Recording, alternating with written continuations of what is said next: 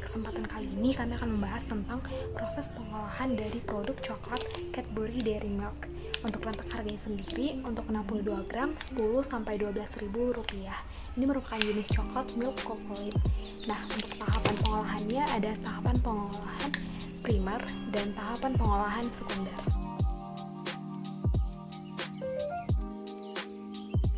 Pemanenan. Tanda-tanda buah siap panen terjadinya perubahan warna buah dari hijau menjadi kuning orange, buah masak porosnya agak kering, biji di dalam agak renggang dari kulit buah dan berbentuk rongga antara biji dan kulit buah. Buah ketika dipincang akan berbunyi, dan buah yang matang sempurna jika dibelah sangat mudah menarik bijinya. Kemudian ada sortasi buah. Buah yang telah dipanen dimasukkan ke dalam keranjang, kemudian dipisahkan berdasarkan cacat fisik, kualitas, dan keseragaman warna. Buah yang rusak akan dipisahkan dari buah yang matang sempurna agar tidak terjadinya kontaminasi pada buah tersebut. Kemudian yang selanjutnya ada pemeraman atau penyimpanan buah. Buah yang telah dipanen dimasukkan ke dalam goni, kemudian disimpan di dalam tempat yang bersih. Penyimpanan bertujuan untuk memudahkan terjadinya pelepasan biji pada buah kakao. Penyimpanan dilakukan selama 5-12 hari, tergantung tingkat kematangan buah kakao. Pemecahan buah berfungsi untuk memisahkan biji dari buahnya dengan bantuan alat pemukul kayu, pemukul pisau, ataupun pisau. Pemecahan secara manual harus dilakukan dengan hati-hati agar tidak melukai biji. Kemudian dilakukan pemisahan biji antara mutu superior dan mutu inferior. Pemerasan bertujuan untuk mengurangi lendir pada biji, karena lendir berpengaruh terhadap waktu fermentasi dan tingkat keasaman biji kering. Di mana semakin tinggi kadar lendir, maka waktu fermentasi semakin lama dan tingkat keasaman biji semakin tinggi. Alat yang digunakan untuk proses pemerasan adalah depulper. Proses fermentasi bertujuan untuk merombak gula menjadi alkohol, kemudian menjadi asam asetat.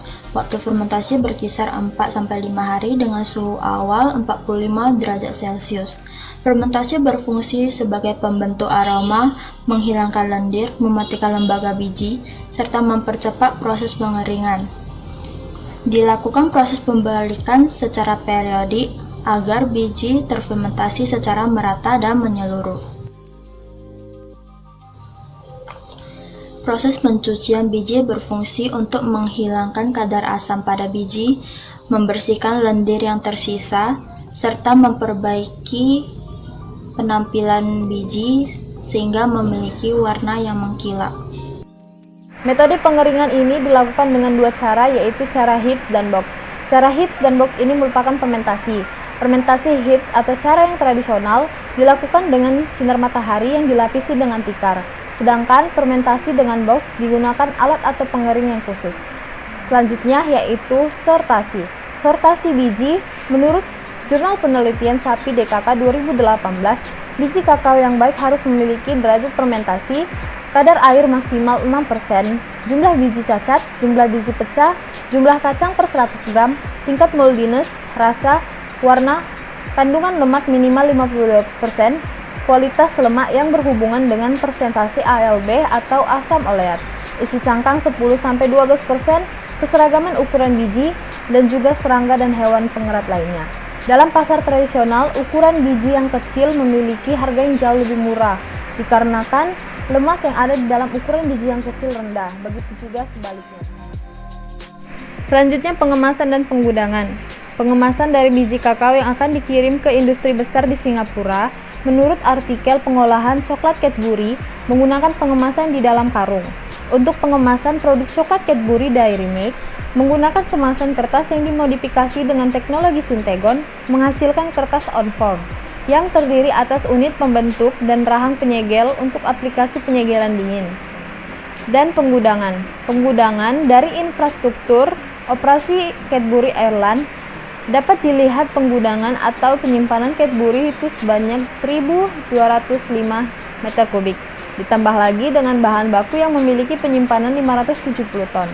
Penyimpanan semua bahan ini terdiri atas silo-silo yang terbuat dari baja yang tahan karat. Bahan ini dianggap sangat baik karena rendahnya kerusakan ataupun kebocoran. Penyimpanan terdiri atas 3 pusat utama di daerah pusat produksi. Kapasitas dari silo-silo ini juga bervariasi, sekitar 1 meter kubik sampai 400 meter kubik. Penyimpanan untuk bahan dipisahkan dari jenis bahan kimia, bahan bakar, dan bahan baku. Untuk penggunaan tangki bahan kimia dan tangki bahan bakar dipaketkan. Remahan coklat. Selanjutnya ada proses penyampaian. Pada proses ini berfungsi untuk membantu aroma dan cita rasa pada biji kakao, mengurangi kadar air hingga 5-6%, dan mengurangi kandungan mikroba yang berasal dari proses fermentasi. Penyangraian ini memiliki 3 bagian, yaitu penyangraian ringan dengan suhu 115 derajat Celcius selama 60 menit, penyangraian sedang dengan suhu 140 derajat Celcius selama 40 menit, dan penyangraian berat dengan suhu 195 hingga 200 derajat Celcius selama 15 menit sampai 20 menit. Pada proses penyangraian ini, semakin lama proses penyangraian, maka warna yang dihasilkan semakin meningkat. Pemastaan. Pemastaan merupakan proses penghancuran nips atau biji kakao yang telah disangrai menjadi ukuran tertentu, yaitu sekitar 150-160 mm dengan menggunakan mesin pemasta kasar. Adapun tujuan dari penghancuran nips kakao tersebut adalah untuk memperlebar luas permukaan dari biji kakao, sehingga pada proses pengempaan akan diperoleh lemak kakao yang lebih banyak. Adapun hasil dari proses pemastaan ini yaitu pasta kakao kasar atau biasa disebut dengan cocoa mash atau cocoa liquor. Pengempaan adalah proses pemisahan atau pengeluaran lemak kakao dengan cara mengepres pasta kakao kasar atau cocoa liquor yang mengandung lemak sekitar 50-55%. Sisa dari pengepresan ini disebut dengan ampas atau bungkil kakao yang dikenal juga dengan kakao cake. Pasta kakao dimasukkan ke dalam alat gempa dengan dinding silinder berlubang-lubang dan sebagai penyaring digunakan kain saring. Lemak akan keluar dari lubang-lubang tersebut, sedangkan bungkil akan tertahan dalam silinder. Adapun hasil dari pengempaan ini adalah lemak kakao yang berwarna putih kekuningan yang mempunyai bau khas coklat.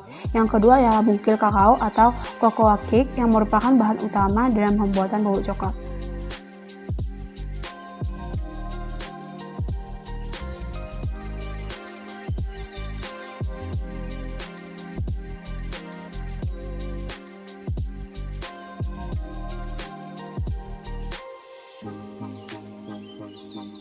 Berdasarkan literatur yang kami gunakan disesuaikan dengan label komposisi yang ada pada produk coklat Cadbury Dairy Milk. Komponen bahan pembuat coklat susu antara lain berupa lemak kakao atau cocoa butter, susu skim, lemak nabati bukan lemak kakao, gula, cocoa mash atau cocoa liquor, bubuk whey, dan ditambahkan dengan emulsifier atau perisai sintetis. Adapun coklat Cadbury Dairy Milk yang kami gunakan merupakan coklat susu couverture, di mana komponen cocoa mash atau cocoa liquor yang digunakan sekitar 25%, susu skim sekitar 12%, cocoa butter 15%, dan lemak nabati bukan lemak kakao sekitar 2,5%. Adapun tahapan pembuatan produk coklat susu ini terdiri dari yang pertama pencampuran, yaitu mencampurkan seluruh komponen bahan pembuatan. Yang kedua ada penghalusan, menghaluskan adonan dengan mesin refiner. Yang ketiga ada launching di suhu 60 sampai dengan 70 derajat Celcius selama 18 sampai 24 jam, berfungsi untuk menguapkan senyawa off flavor, memberikan tekstur kental, dan melapisi partikel padat dengan lemak. Lalu ada molding atau pencetakan. Lalu ada tempering, perlakuan pada coklat dengan menaikkan turunkan suhu beberapa kali, berfungsi untuk mencegah fat bloom dan menstabilkan kristal lemak. Lalu ada demolding, pencetakan ulang pada suhu 30 derajat Celcius selama 30 menit, dan pengemasan dan pendistribusian hingga dihasilkan produk coklat seperti ini. Berikut ini merupakan beberapa daftar pustaka yang kami gunakan dalam pembuatan video. Dapat dilihat pada slide.